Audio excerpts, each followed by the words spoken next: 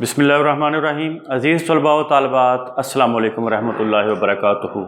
मैं हूँ प्रोफेसर खालिद महमूद ताहिर और आप देख रहे हैं doctor Khalid Mahmood YouTube channel.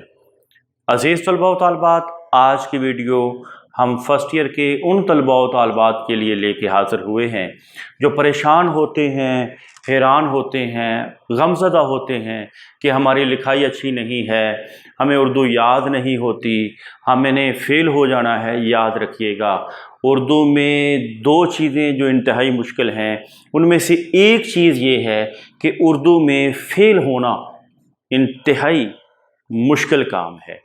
तो अज़ीज़ तलबा व तालिबात, हम उस फार्मूले को देखते हैं कि वो कौन सा फार्मूला है जिसको अगर देखा जाए तो बच्चा लर्निंग पावर कम रखता हो, बच्चे की पेपर प्रेजेंटेशन भी अच्छी ना हो, बच्चे का याद करने का जो लेवल है वो भी अच्छा ना हो, तो फिर भी बच्चा पास हो जाए। याद रखिएगा अज़ीज़ तलबा व तालिबात, मेरे नज़दीक कोई बच्चा नालायक नहीं होता। और ये एक बात नहीं बल्कि इस पूरी लॉजिक है। इस पे किसी जगह पे मेरा एक लेक्चर भी है और उस पर छोटी सी बात आपकी खिदमत में अर्ज़ करना चाहता हूँ। कोई बच्चा नालायक नहीं। अगर हम बच्चे को नालायक कहते हैं तो इसका ये मतलब है कि हम खुदा की तख्लीक के ऊपर सवालिया निशान पैदा कर रहे हैं, एक बात। और दूसरी बात ये है कि वो बच्चा उसी वक्त अगर दुनिया में आता तो वो उसका प्राइम टाइम था, अच्छा टाइम था। तो चूँकि खुदा बहुत बड़ा प्लानर है, बहुत बड़ा मनसूबा साज है, उसने जब अपनी तख्लीक की तो कहा कि मैंने इंसान को ahsan पैदा किया, अच्छा पैदा किया। गोया कि उसकी तख्लीक के अंदर किसी किस्म की कोई ख़राबी मौजूद नहीं है। हाँ, ये अलग बात है कि कुछ बच्चे इंग्लिश मीडियम होते हैं, उर्दू की तरफ ज़्यादा तवज्जो नहीं दे पाते, कुछ बच्चे उर्दू को पसंद नहीं करते, कुछ बच्चे ज़हनी तौर पर उर्दू के साथ मिलान नहीं रखते। तो उन तलबा व तालिबात के लिए जो फ़र्स्ट ईयर के साथ वाबस्ता हैं, जमाते साल अव्वल से ताल्लुक़ रखते हैं, फ़र्स्ट ईयर से ताल्लुक़ रखते हैं, उनके लिए ये फार्मूला है कि आपने परेशान नहीं होना। कभी भी आप उर्दू में फ़ेल नहीं हो सकते। सिर्फ़ एक छोटे से इन कामों के ऊपर तवज्जो दें। वो काम कौन से हैं? सबसे पहला सवाल है जी हमारा, सवाल नंबर 1 जो मारूज़ी तर्ज का है। अज़ीज़ तलबा व तालिबात, जिस तरह के आप जानते हैं कि 14 सबक फ़र्स्ट ईयर के हैं, उनमें से 5 नंबर के MCQs, फिर तशबीह, इस्तिआरा, तलमी में से 5 नंबर के MCQs, रदीफ़, काफ़िया, मतला, मक़ता में से 5 नंबर के MCQs और तज़कीर व तानीस के हवाले से 5 नंबर के MCQs। इस तरह ये 20 नंबर के MCQs, और हमारी वीडियोस भी इस चैनल पर मौजूद हैं, इस हवाले से आप देख सकते हैं, विज़िट कर सकते हैं।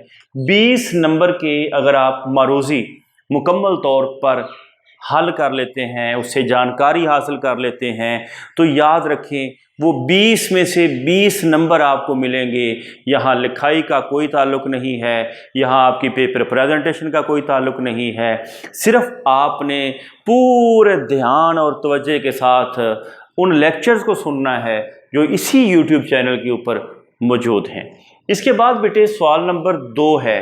जिस तरह कि आप जानते हैं कि सवाल नंबर 2 अज्ज़ा पर मुश्तमिल होता है।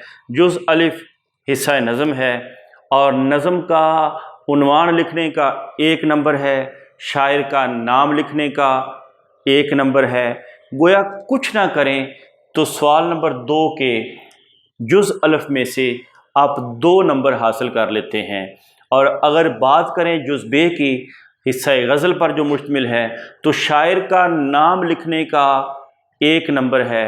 गोया के सवाल नंबर 2 में मजमूई तौर पर आप 3 नंबर हासिल कर लेते हैं। और इसके बाद है जी सवाल नंबर 3। सवाल नंबर 3 क्या है? नसरी पैराग्राफ सियाक़ व सबाक़ के हवाले से आपने सबक का उन्वान लिखना है, 1 नंबर है। मुसन्निफ़ का नाम लिखना है, 1 नंबर है। सियाक़ व सबाक़ लिखना है, 3 नंबर हैं। और آپ خوش ہوں گے یہ جان کر کہ سیاق و سباق فرسٹ ایئر کے جو 186 پیراگراف ہیں ان کے لیے ہم نے صرف 11 سیاق و سباق تیار کیے ہیں، اور وہ بھی اس چینل پہ موجود ہیں آڈیو کی شکل میں۔ آپ وہاں جا کے ان کو وزٹ کر سکتے ہیں۔